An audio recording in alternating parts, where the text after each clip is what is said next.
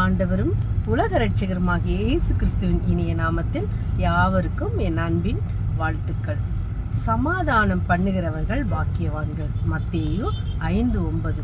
சமாதானம் பண்ணுகிறவர்கள் பாக்கியவான்கள், அவர்கள் தேவனுடைய புத்திரர் எண்ணப்படுவார்கள். சமாதான குறைச்சல் முதலாக எப்பொழுது காயின் தன் சொந்த சகோதரன் ஆபேலை கொன்றானோ அன்றே வந்தது. அது தொடர்ந்து இயேசு சொன்னவாறு யுத்தங்களின் செய்திகளையும் கேள்விப்படுவீர்கள்.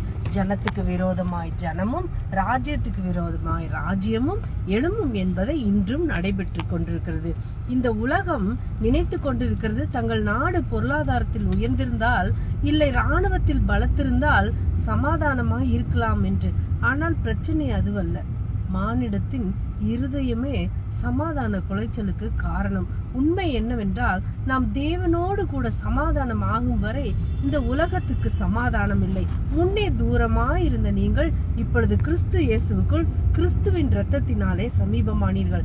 எப்படியெனில் அவரே நம்முடைய சமாதான காரணராகி இருதிரத்தாரையும் ஒன்றாக்கி பகையாக நின்ற பிரிவினையாகிய நடுச்சுவரை தகர்த்து எபேசியர் 2:13-14 என்று அந்த வசனத்தில் காணலாம். இயேசுவே நமக்கு சமாதான காரணர் என்று சொல்வதை பார்க்கலாம். இந்த பொல்லாத உலகத்தில் முதலாவதாக நாம் தேவனிடம் சமாதானமாக வேண்டும்.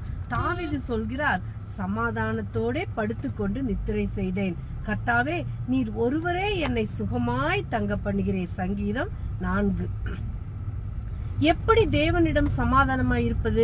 முதலாவது இயேசுவிடம் சண்டையிடுவதையோ இல்லை அவரை நிராகரிப்பதையோ நாம் நிறுத்திவிட வேண்டும். காரணம், அவரே சமாதான பிரபு, சமாதான கர்த்தர். இரண்டாவது, அவரிடம் நாம் நம்மை முழுவதுமாக ஒப்பு கொடுக்க வேண்டும். மூன்றாவது, அவருடைய ஊழியத்தை செய்ய வேண்டும்.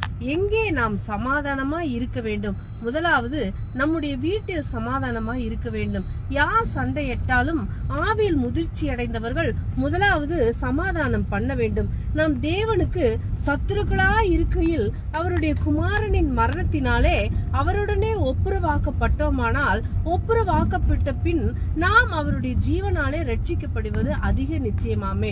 ரோமர் 5:10 பாருங்கள். தேவனை முதலாவது நமக்காக சமாதானம் செய்தார். இரண்டாவது, சபையில் சமாதானம் பண்ணுகிறவர்களாக இருக்க வேண்டும். மரியாளும் யோசேப்பும் இயேசுவை ஆலயத்தில் தொலைத்தார்கள். அப்படி இயேசுவை நாம் நம்முடைய சபையில் பதவி ஆசைக்காக சண்டை போட்டு இயேசுவை தொலைத்து விடக்கூடாது. மூன்றாவது, வேலை செய்யும் இடங்களில் மற்றும் சமுதாயங்களில் சமாதானம் பண்ணுவர்களாக இருக்க வேண்டும். ஆவியின் கனியாகிய சமாதானத்தை வெளிப்படுத்தி சமாதானமாய் இருக்க வேண்டும்.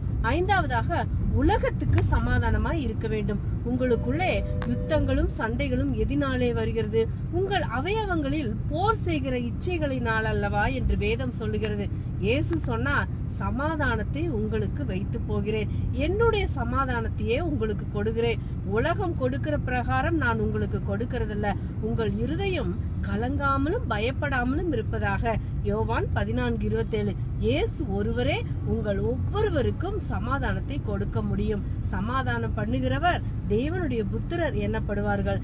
தேவனுடைய பிள்ளை என்று எழுதப்படவில்லை, மாறாக புத்திரர் என்று எழுதப்பட்டிருக்கிறது.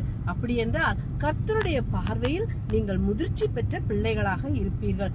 யாவரோடும் சமாதானமாய் இருக்கவும் பரிசுத்தம் உள்ளவர்களாய் இருக்கவும் நாடுங்கள். பரிசுத்தம் இல்லாமல் ஒருவனும் கர்த்தரை தரிசிப்பதில்லையே.